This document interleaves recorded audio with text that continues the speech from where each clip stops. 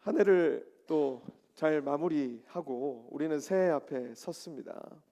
2025년 여러분에게는 후회가 많으십니까? 아니면 여러 가지 감사한 일들이 많으십니까? 송구 용신 예배 드리면서 우리가 한 해를 잘 정리하고 잘 매듭 짓고 또 새해를 향하여 나아가는 일이 너무나도 중요하다는 사실을 함께 공동체가 나누었습니다. 저도 그렇게 한 해를 잘 마무리하며 감사해야지, 또 한 해 주신 은혜가 많다 이렇게 스스로 고백하며 나아가는데 또 그 마음에 이렇게 시험에 들 만한 일이 생겼습니다. 저희 딸아이가 이렇게 엄마 키를 들고 있다가 키가 이제 자동차 스마트 키와 또 콘도 들어가는 팝을 같이 이렇게 뭉텅이로 들고 있었는데 그것을 하수구에 빠뜨린 거예요.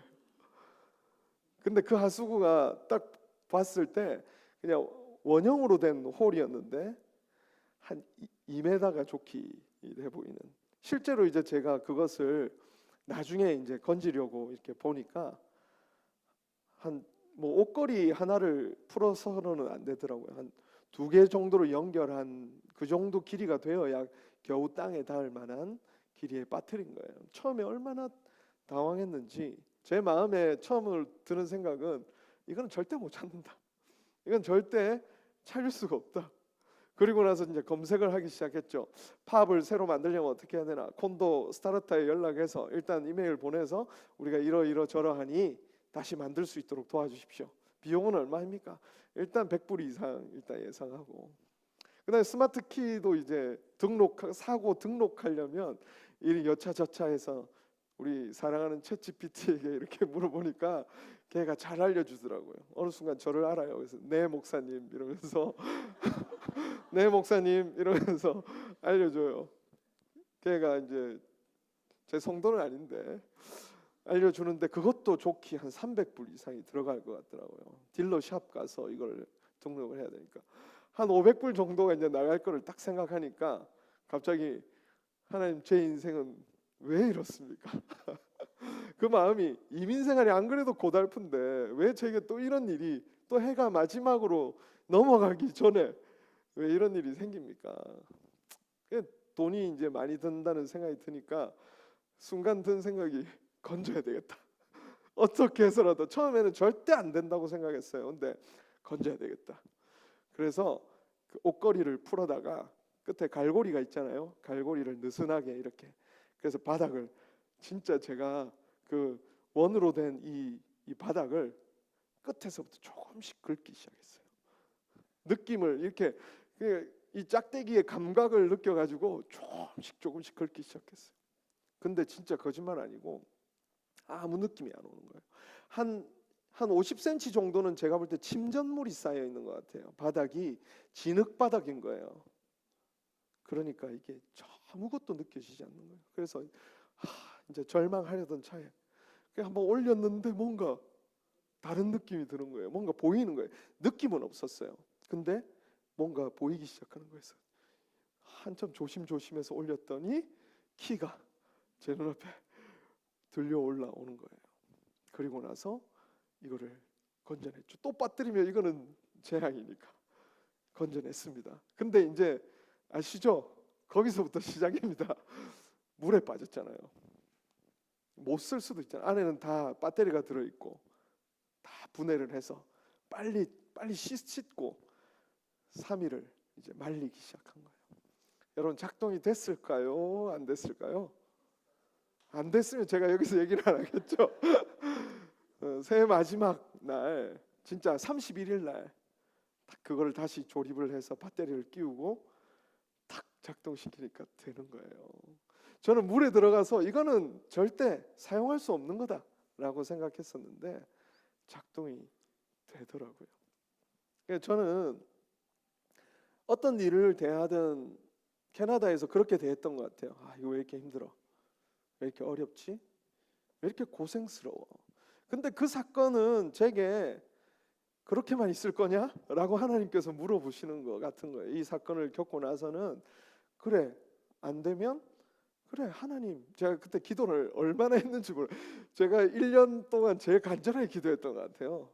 간절함으로 기도하며 하나님 앞에 이렇게 모든 일을 대할 때 이렇게 대해야 하는구나. 새해에는 너 이렇게 모든 일을 대하고 풀어가 보렴 하고 제게 말씀해 주시는 하나의 계기가 되었던 것 같아요. 우리의 삶이 안 될 것 같은데, 불가능할 것 같은데 제 마음에 한번 해보자, 이런 도전하는 마음이 생겼고, 다시 한번 내 삶을 끌고 가보자, 이런 새로운 마음이 생기는 것, 이게 참 돌아보면 돌아볼수록 은혜라는 생각이 들어요. 오늘 본문에도 이 신앙에 있어서 이전에는 경험해보지 못한 이스라엘 백성들의 그 모습들이 등장하기 시작합니다. 애써 만들어낼 수 없는 것들, 그동안 수없이 노력하고 달라져 보려고 했지만 달라지지 않았던 그들의 모습이 조금씩 달라지는 포인트가 생기기 시작해요. 2절입니다. 같이 한번 읽어볼까요? 7장 2절 시작. 괴가 기랏 여아림에 들어간 날부터 20년 동안 오래 있은지라 이스라엘 온 족속이 여호와를 사모하니라. 아무리 마음을 다 잡고 다 잡으려고 해도 좀처럼 바뀌지 않을 것 같은 이스라엘의 모습이 오늘 본문에 보니까 어떻게 나와 있냐면 이스라엘 온 족속이 여호와를 사모하니라, 여호와를 사랑했다는 거예요. 문득 이 마음으로 도저히 변할 것 같지 않던 이 사사기 암흑기의 시대를 지나가던 이스라엘 마음이 열리기 시작한 거예요. 저도 상담을 이렇게 하면서 정말 이 친구가 하나님 앞에 바르게 서도록 여러모로 도움을 주고 싶어 가지고 상담도 하고, 야 그거는 이렇게 생각하는 게 어떻겠니, 야 이거는 하나님의 이런 뜻이 아니겠니. 근데 못 알아들어요. 근데 어느 날 갑자기 막 눈물 흘리면서 예배를 드리는 거예요. 그래서 은혜를 받았나 보다. 그거 보니까 그 전에 제가 아니라 다른 목사님 설교를 듣고 은혜를 받아가지고, 이런 부분에서 이제 깨닫게 됐. 야 내가 그거 계속 얘기하던 거잖아. 저는 제가 잘 가르쳐서 얘가 깨어났으면 좋겠다는 마음이 있었는데 하나님이 그것을 멈추신 것 같고, 그 친구에게는 어쨌든 전혀 다른 방식으로 그 친구의 마음을 새롭게 하시는 일을 하나님께서 보여주시더라고요. 참 이게 사람이 내가 아무리 바꾸려고 해도 되지 않던 일들은 어느 날 때가 있구나, 이게 하나님의 때가 열리면 그 일이 시작되는구나 라는 사실을 우리는 알게 됐던 것입니다. 그 마음이 준비가 되고 하나님 앞에 서는 것, 이게 이스라엘 백성들에게 있어서는 이제 역사의 전환기에, 이제는 다윗이 오기까지의 이제 스토리가 시작되는 딱 그 기점이거든요. 하나님은 이 역사의 흐름을 준비시키면서 이스라엘 백성들의 마음을 준비시켰던 것입니다. 하나님을 사모하는 그 마음, 그전에는 도저히 될지 않았던 그 일들을 하나님께서는 준비시켰던 것이죠. 사랑하는 여러분, 하나님의 은혜는 때가 있음을 믿을 수 있길 바랍니다. 때가 있어요. 우리의 삶은 어렵고 힘들지만 하나님의 때가 이렇게 열리게 될 때 우리는 그때부터 이제 달려갈 준비를 해야 되는 것입니다. 두엘 교회가 시작하면서 이렇게 성도님들 한 분 한 분, 청년들이 한 분 한 분 찾아오는 걸 보면서 느끼는 것이 그겁니다. 이분들에게도 이 때가 왔구나. 그 마음에 다시 한번 하나님 앞에 서고자 하는 마음이 보이는 거예요. 어떤 분들은 이전에는 전혀 되지 않았다, 근데 드웰교회 와서 됐다. 드웰교회가 뛰어나서 그런 게 아니라 때가 있는 거죠. 그 사람을 향한 하나님의 때가 찾고, 그 때부터 우리에게 이제 이후로 어떻게 달려가야 될지가 또 중요하게 남아있는 숙제예요. 이사야서 55장 6절에 이렇게 말합니다. 너희는 여호와를 만날 만할 때 찾으라. 가까이 계실 때 그를 부르라. 만날 만할 때, 그때가 왔다면 여러분 그때 찾으셔야 합니다. 그리고 가까이 계실 때, 지금 내 마음이 이제는 어느 정도 열리고 어떤 일에 대하여, 어떤 사람에 대하여, 어떤 삶에 대하여 열린다면 이제 그때 부르고 그분 앞에 나아가야 되는 것이죠. 바로 이때가 신앙의 리부트, 다시 재시작, 그것을 할 수 있는 때이기 때문입니다. 그런데 이 신앙의 리부트를 하기 위해서 오늘 본문은 그것으로 그치지 않아. 여호와를 사모해야 했다. 그것으로 이스라엘의 마무리가 되지 않습니다. 오히려 더 중요한 숙제가 그 다음에 남아 있음을 얘기합니다. 3절입니다.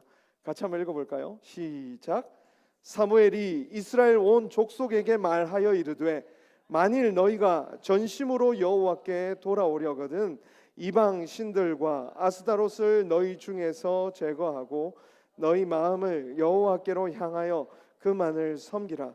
그리하면 너희를 블레셋 사람의 손에서 건져 내시리라. 너희가 전심으로 여호와께 돌아오려거든 어떻게 해야 된다고 말해요? 이방 신들과 아스다롯을 너희 중에서 제거하라라고 얘기하는 거예요. 여러분, 사모하는 마음이 일어났다. 그런 때가 왔다는 것도 정말 놀라운 일이죠. 그죠? 우리 마음에 하나님을 향하여 일어날 마음이 생겼다니 참 놀라운 마음입니다. 그러나 그것은 출발이에요.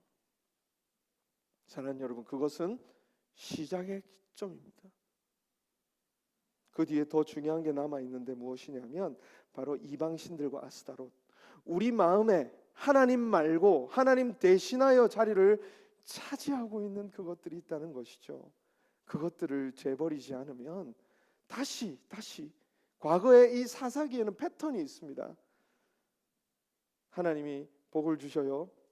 그 땅을 차지했습니다. 그러나 그 땅이 너무 좋아서 타락합니다. 그리고 이방의 이웃 나라들이 침략을 해요. 그리고 고통 속에서 부르짖습니다. 그리고 하나님은 또 구원자를 보내서 그들을 구원해 주세요. 그리고 다시 안정을 찾았어요. 그리고 다시 어디로 갑니까? 다시 타락하는 거예요. 그리고 다시 부르짖고 다시 하나님의 구원을 누리고 그러나 다시 타락하는 이 악순환이요, 이 사사기의 아주 핵심적인 이 악순환이 되거든요. 우리가 하나님 앞에서 이 시작, 우리의 마음에 하나님이 주신 이 마음을 아름답게 세워가고 살려가기 위해서는 반드시 해야 될 것, 오늘 사무엘이 미스바에서 온 족속들을 모아놓고 명령한 우리가 사랑하는 그것, 하나님보다 더 사랑하는 아스다롯과 바알들을 버려야 한다고 말씀하고 있는 것이죠. 우상을 제거하라는 것, 그래서 우리가 조금 더 자세히 들여다 보아야 합니다. 우상을 제거하라는 게 무슨 말일까요, 여러분? 우상을 제거하라는 것, 그냥 우상으로 형상으로 이렇게 만들어진 어떤 것을 망치로 부숴라, 단순히 이것을 얘기하는 것일까요? 그래서 예전에 우리 또 극단적인 어떤 기독교 보수주의자들은 이 절에 들어가가지고 불상을 막 깼다가 난리가 난 적이 있습니다. 단순히 그러한 얘기를 하고 있는 게 아니에요. 형상을 부수라는 말을 넘어서서, 왜냐하면 그것은 바로 신화를 제공하고 있었기 때문에 그 신화로부터 벗어나라는 얘기입니다. 가나안 땅에서 이 바알과 아스타롯을 통해서 제공되는 그 신화가 있는데 그 신화로부터 벗어나야 된다는 것을 얘기하고 있는 것이죠. 그것은 멋진 삶을 제공합니다. 안정되고 풍요로운 삶을 제공하는 것이죠. 무엇이 성공적이고 행복한 삶인지를 계속 제공해주는 그 땅의 신화들이 있었던 거예요. 그것을 우리가 그 큰 이야기에서 나오지 않고는 이게 진정으로 하나님을 섬기고 사랑하는 일에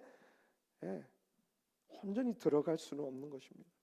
바알과 아스타롯이 왜 그 땅에서 그렇게 인기가 있었을까요?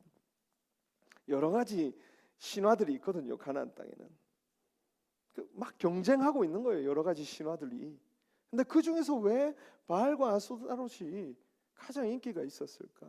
여러분, 우상 숭배는 항상 그곳에 그 땅의 경제 구조와 연결이 되어 있어요. 그 땅의 경제 구조가 지금 농경 구조거든요. 농사를 지었단 말이에요. 아그리컬처를 했단 말이죠. 그러니까 그 농사 짓는데 필요한 게 뭘까요, 여러분? 농사 안 지어보셨죠? 손든 친구가 있어요. 대답하고 싶어서. 농사에 필요한 건 뭡니까? 비가 필요하죠. 날씨가 좋아야 되잖아요. 또 필요한 건 뭘까요? 노동력이죠. 농사 지으려면 모내기 해보셨나요? 저는 군대에 있을 때 해봤습니다. 대민 지원을 나가지고 모내기 하고. 근데 그런 농사를 지으려면 일단 노동력이 필요해요. 사람이 많아야 되는 것이죠. 근데 이 바알과 아스타롯이 그것을 보장해 주는 신이었어요. 바알은 뭘? 폭풍, 비를 주관하는 신이었습니다. 그 땅에 적절할 때 비를 내려주고 적절할 날씨를 제공해 주는, 농사에 필요한 그 물을 제공해 주는 신이 바로 바알이었던 것이죠. 아스타롯은 다산, 자녀 많이 낳는 복. 지금은 뭐 자녀 많이 낳는 게 복이 아니라 그러더만요. 근데 이 시대에는 자녀를 많이 낳아야 농사를 지을 수가 있고 당시에 행복하게 살 수 있는 아주 중요한 조건, 가문이 계속 이어져 갈 수 있는 중요한 조건이었습니다. 그러니 사람들은 이거에 열광하는 거예요. 바알과 아스타롯. 거기다가 신전에서 제사를 드리는데 이들은 어떤 행위를 통해 제사를 드릴까요? 우리처럼 이렇게 찬양하고 예배하는 것이 아니라 성행위가 이루어졌습니다. 성적인 행위야. 당시의 문화 속에 아주 깊숙이 파고들어 있었어요. 그것이 이방 신전의 이 제사장들과 성행위를 통해서 신과 교통하는 것이 이들의 신앙의 모습이었던 거예요. 환장하는 거죠, 사람들이. 우리처럼 이렇게 지루하게 말씀 듣고 앉아 있는 게 지루하지 않으시죠, 여러분? 지루해 보이시는 분들이 계실까? 그런 게 아니라 아주 그런 적극적으로 우리가 참여하는 것이 느껴지고 그 기쁨과 그리고 약물을 엑스타시라고 하는 약물을 사용하면서 황홀경에 넘어가는 거예요. 이 문화 속에 아주 깊숙이 파고들어서 사람들의 마음을 완전히 빼앗았던 것입니다. 거기다가 페스티벌이 있죠. 축제가 있는 거예요. 막 먹고 마시며 취하고 서로 하고 이렇게 같이 어울리니까 이게 얼마나 행복한 비전을 제시하는 종교입니까? 그러니까 모든 사람들이 그 안정감을 누리기 위해서 그 신앙에 들어갔던 것이죠. 풍요로운 미래라고 하는 그것을 따라가도록 만드는 이 메타 내러티브라고 하는 아주 큰 이야기. 우리 인생은 이 땅에 와서 농사 짓고 행복하게 이 가족들과 우리 공동체 안에서 먹고 마시고 잘 사는 거야. 그러니까 바알과 아세더롯이 너에게 그것을 제공해 줄 거야 라고 하는 일종의 세계관, 이 메타 내러티브를 제공하는 그 세계 안에서 이들은 살아가고 있었던 것이죠.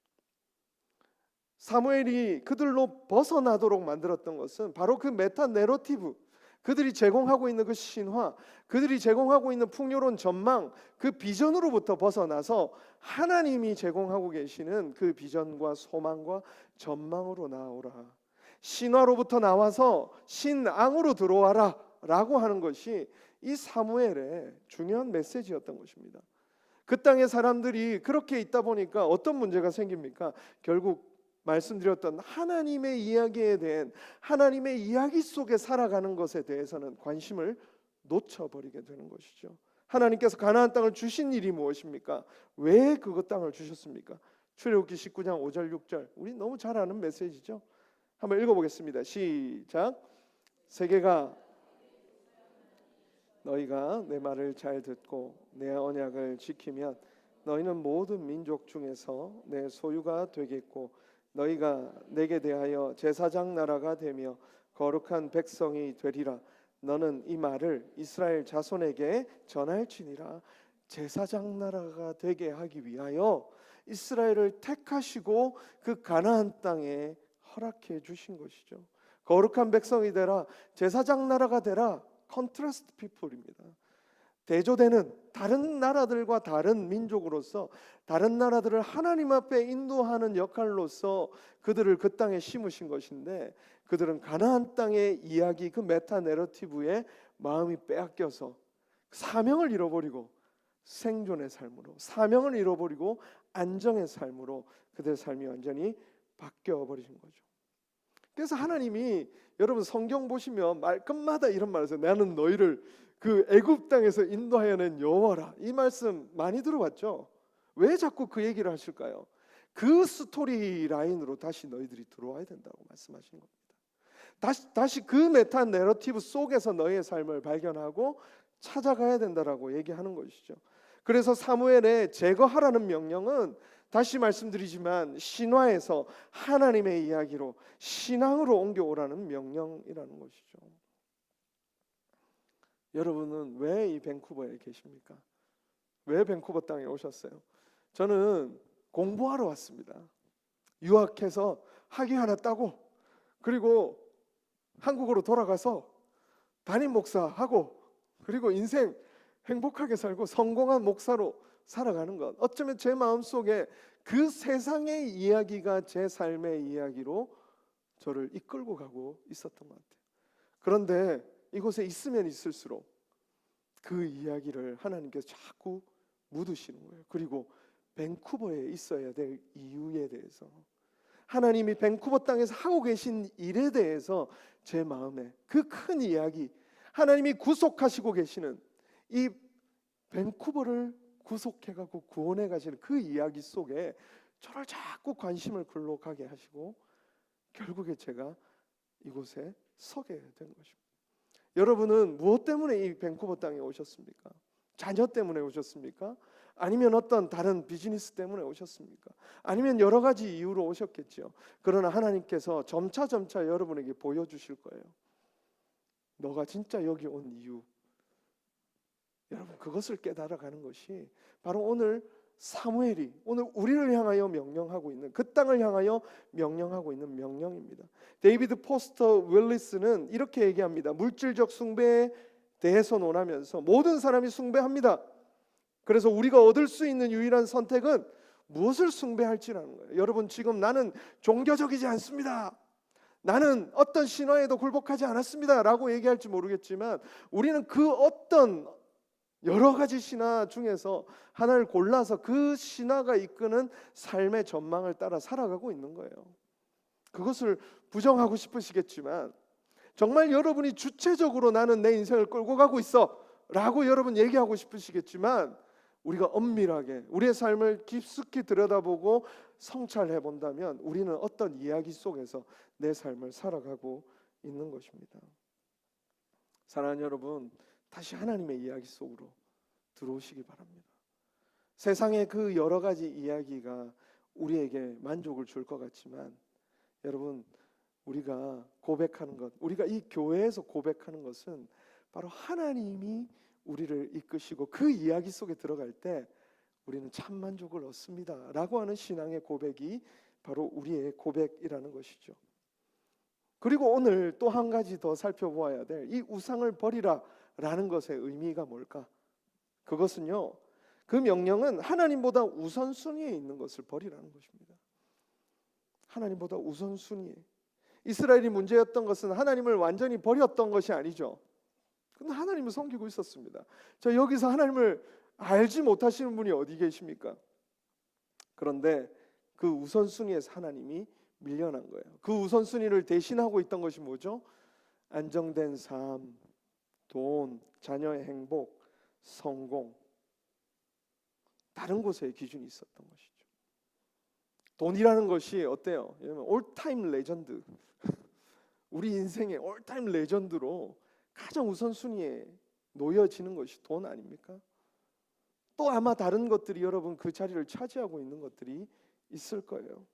디모데전서 6장 10절에도 이렇게 말하죠. 돈을 사랑함이 어때요? 일만하게 뿌리가 되나니 이것을 탐내는 자들은 미혹을 받아 믿음에서 떠나 많은 근심으로써 자기를 찔렀도다.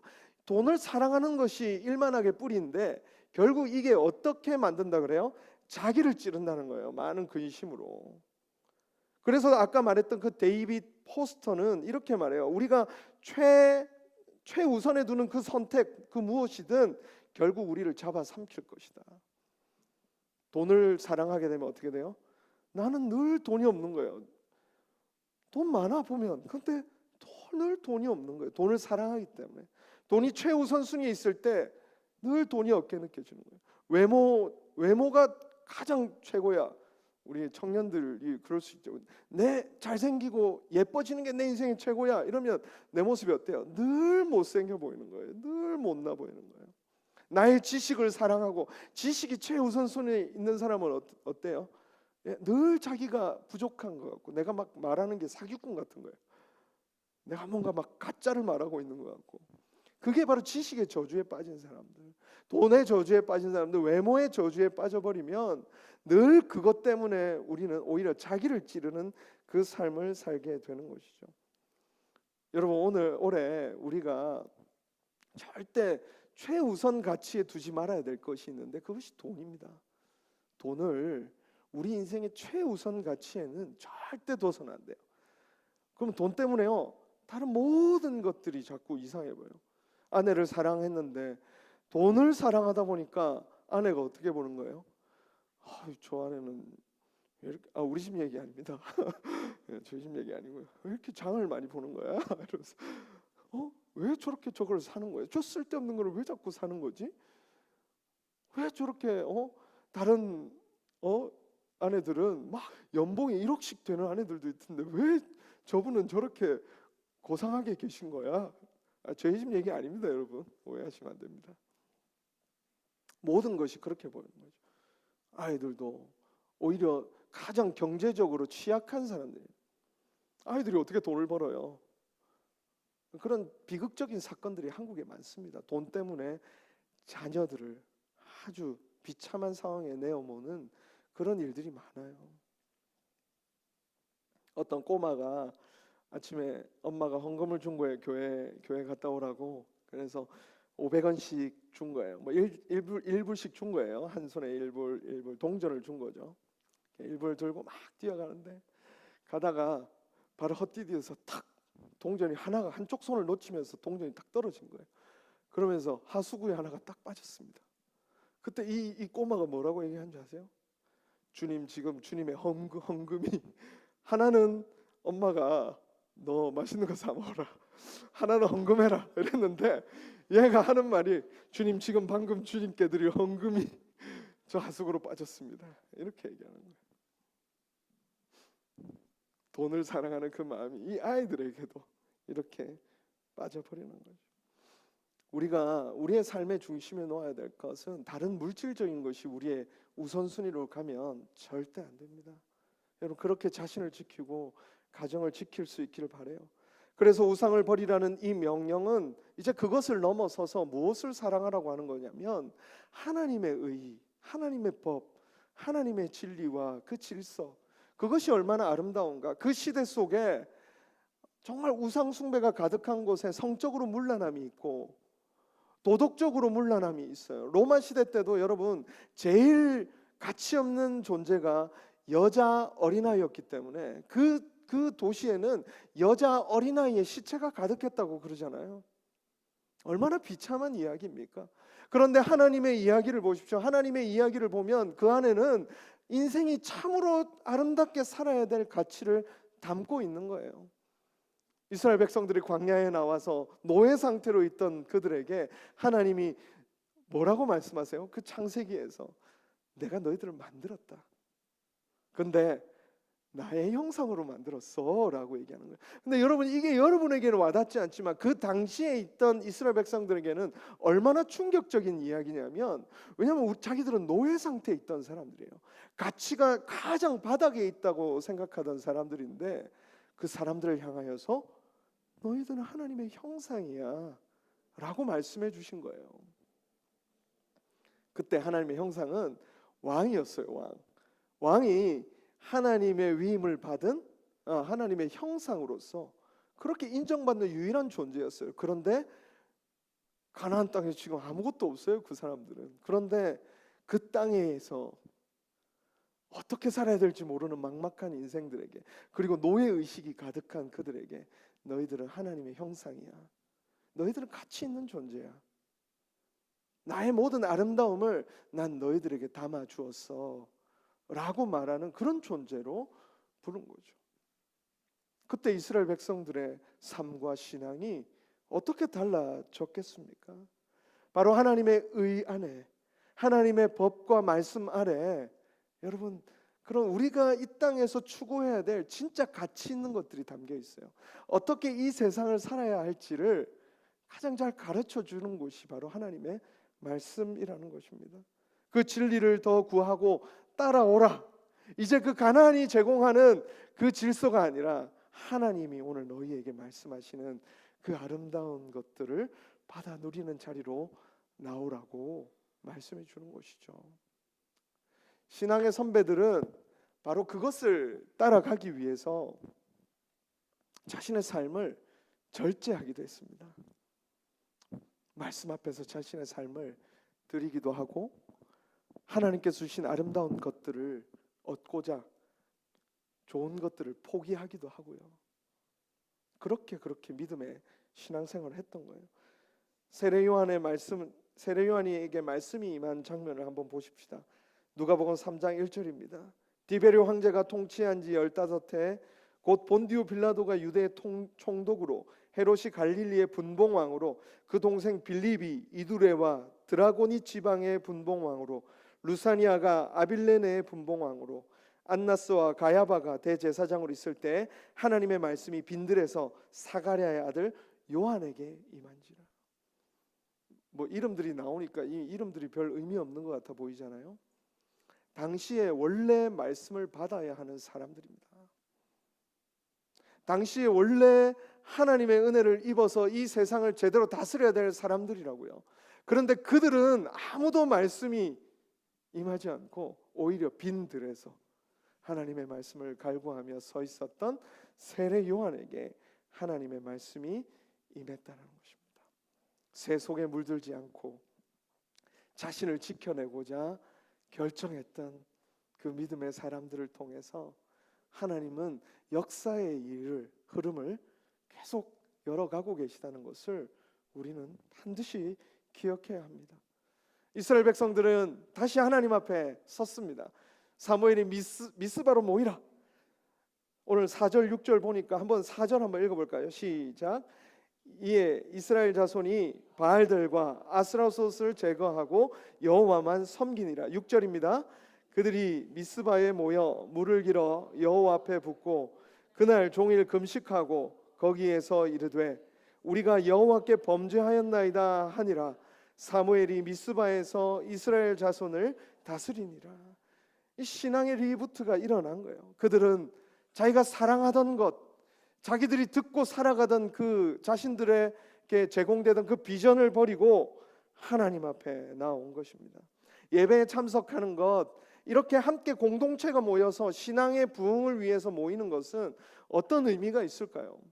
우리의 삶이, 우리의 몸이, 우리의 온 인격이 다시 하나님의 이야기 속에서 우리의 삶을 시작하도록 나를 발견하는 일인 거예요. 미스바에서 다 모이라고 한 것이 그저 모여서 이제 우리가 으쌰으쌰 하자 이 정도의 의미가 아니라 우리는 매 주일 이곳에 모이고 틈 있으면 모여서 우리는 무엇을 발견하는 것입니까? 하나님 안에 우리가 있음을. 이 2026년도 우리가 하나님의 그 큰 이야기, 아름다운 그 이야기 속에 우리가 있음을 발견하고 그 이야기 속에서 나의 삶을 다시 시작해 나가는 것, 그것이 신앙의 공동체에서 일어나는 아름다운 일이라는 것이죠. 사랑하는 여러분, 우리가 이 신앙의 리부트를 해야 될 시기가 왔어요. 새해가 온다는 것, 어쩌면 우리에게 매년 주어지는 일이지만 하나님께서 어쩌면 새로운 마음을 주신 분들이 있을 것입니다. 그때가 기회예요. 이 시기를 통해서 우리는 다시 하나님 앞에 우리의 삶을 세우는 겁니다. 내가 사랑했던 것을 버리는 것입니다. 그동안 너무나도 아끼고 소중하게 여겼던 것을 내려놓고 다시 하나님 앞으로 내 삶의 중심을 가져다 놓는 것입니다. 이 주일의 예배, 그저 매주일 나와서 출석하는 것이 문제가 아니라 이 매주일의 시간을 통해서 하나님께서 오늘 우리를 부르신 이유가 무엇인지, 나를 이 밴쿠버 땅에 세우신 이유가 무엇인지를 다시 재발견하고, 그래서 일주일의 삶을 다시 시작하는 그 삶으로 나아가겠노라, 그 신앙의 아름다운 선순환으로 나아가겠노라 결단하면서 들어가는 거예요. 신앙의 선배들은 이 주일 하루 드리는 것이 모자라 수요 예배를 드렸습니다. 수요 예배를 3일 예배라고도 그러잖아요, 그죠? 수요 예배 드리고 금요 기도회 드리고, 그것으로 안 되겠다, 우리 새벽에 매일 모여서 기도하자. 왜요? 매일매일의 삶에 발견하는 그곳에서 바로 다시 내 인생을 출발하기 위해서입니다. 오늘 하나님께서 여러분 각자에게 원하시는 자리가 있을 줄로 압니다. 버리도록 하시는 것 있다면 여러분 한번 결단해 보십시오. 하나님보다 더 사랑했던 것, 그것을 버려보십시오. 내가 그것을 이제는 내 삶에서 끊어놓으리. 2026년에는 그것은 내 삶에 상관이 없는 것이라고 여러분 선포하며 나아갈 수 있기를 축복합니다. 그리고 매 주일 또 신앙의 자리마다 여러분들 그 자리를 놓치지 않겠노라. 다른 모임은 잘 가는데 신앙의 모임만 있으면 내가 이리 피하고 저리 피하고 이리 생각하고 저리 생각하고, 그러나 어떤 자리이든 하나님이 내게 말씀하시는 것이 있을까? 그러나 어떤 자리이든 하나님이 내게 말씀하시는 것이 있을까 하여 궁금해하며 그 자리를 찾아 나서기를, 그것을 통해서 2026년 하나님께서 여러분에게 큰 일을 행하실 것입니다. 그것을 믿고 하나님 앞에 아름답게 세우기를 소망하는 저와 여러분 될 수 있기를 주님의 이름으로 축원합니다.